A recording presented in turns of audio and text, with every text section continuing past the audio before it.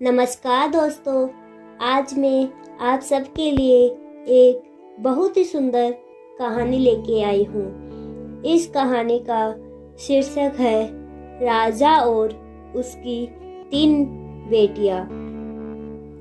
बहुत समय की बात है। एक राजा था जो खुद के बारे में सोचता था कि वह बहुत ही नेक सोच और दयालु स्वभाव का है। उसे लगता था कि वह स्थितियों को सही से समझने, हर बात पर न्याय करने और हर विषय में उचित विचार रखने वाला व्यक्ति है। राजा की 3 बेटियां थी। एक दिन उसने अपनी बेटियों को बुलाकर कहा, मेरे पास जो भी है वो सब तुम्हारा है। तुम तीनों को मुझसे ही जीवन मिला है। मेरी इच्छा अनुसार तुम तीनों का भूत, वर्तमान और भविष्य काल बना हुआ है, जो आगे भी ऐसे ही बना रहेगा। मैं ही तुम तीनों का भाग्य बनाता हूँ। राजा की यह बात सुनकर उसकी 2 बेटियों ने शांत मन से राजा की बात में हामी भर दी, लेकिन तीसरी बेटी ने ऐसा नहीं किया। उसने कहा, नहीं, मुझे तो लगता है कि आपके हाथों में मेरा भाग्य नहीं है। राजा यह सुनते ही गुस्से में आ गया। उसने अपनी तीसरी बेटी की कही बातों को एक चुनौती के रूप में स्वीकार किया।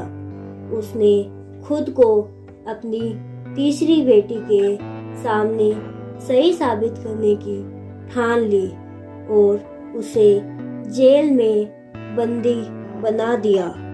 इस वजह से राजा की तीसरी बेटी कई सालों तक जेल में बंद रही। राजा और उसकी बाकी की 2 बेटियां राजसी जीवन बिता रही थी। राजा मन ही मन सोचता कि यह मेरा हुक्म है, यो मेरी जिद्दी बेटी जेल में कैद है। लोगों को भी यही लग रहा है कि राजा का ही हुक्म है जो उसकी बेटी को ऐसा भाग्य मिला है। उसकी प्रजा के लोग भी यही सोचते थे।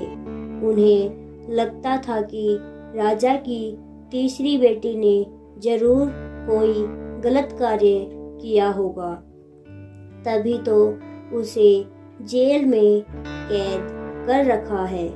वरना कोई भी पिता अपनी बेटी के साथ भला ऐसा क्यों करेगा। राजा कभी कभी जेल में कैद अपनी तीसरी बेटी से मिलने के लिए जाता था। उसकी बेटी बहुत कमजोर हो गई थी, लेकिन अभी भी उसके विचारों में कोई बदलाव नहीं आया था।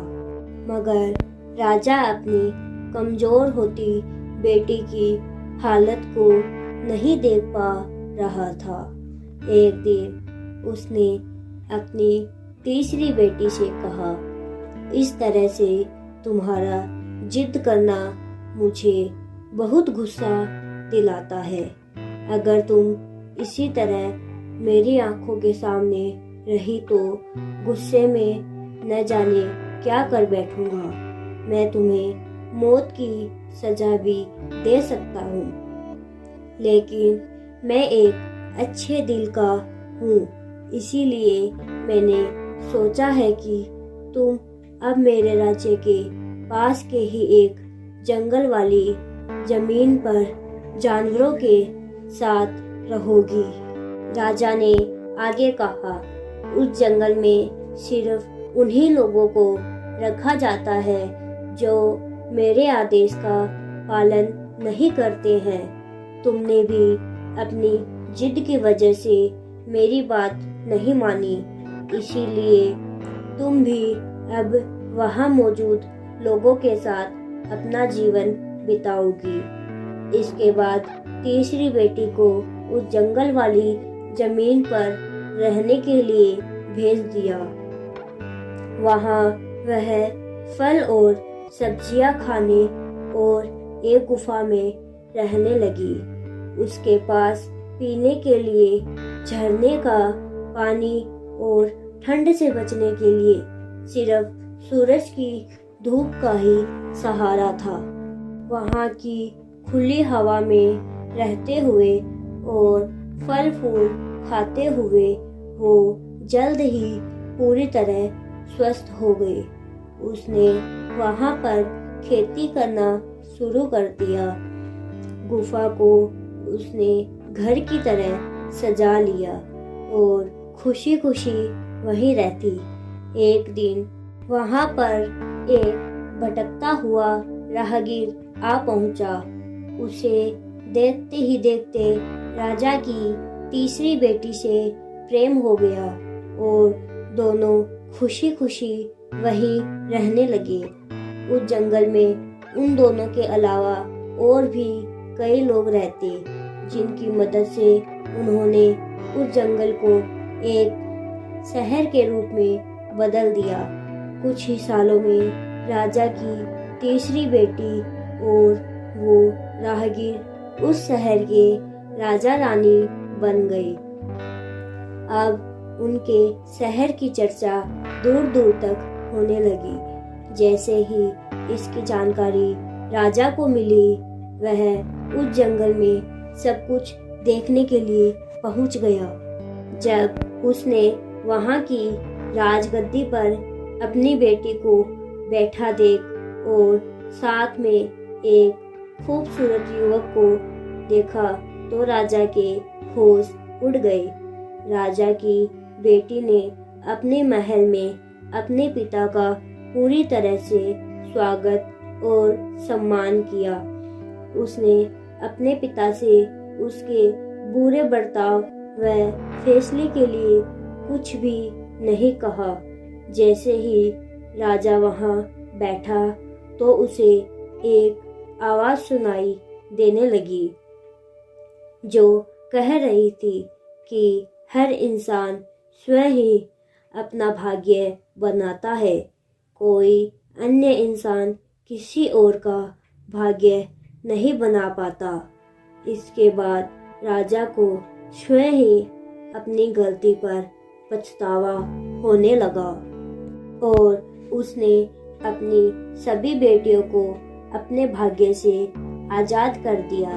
उसने अपनी तीनों बेटियों से कहा, भले ही तुम तीनों का भाग्य मेरे हाथों में है, लेकिन हर व्यक्ति खुद ही परिस्थितियों के अनुसार अपना भाग्य अच्छा व बुरा बना सकता है। तो दोस्तों, इस कहानी से हमें यह सीखने को मिलता है कि कोई भी व्यक्ति किसी का भी भाग्य बना या बिगाड़ नहीं सकता।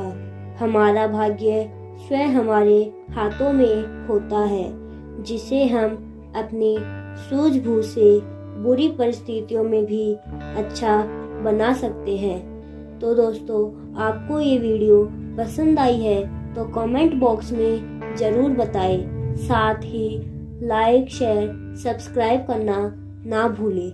धन्यवाद।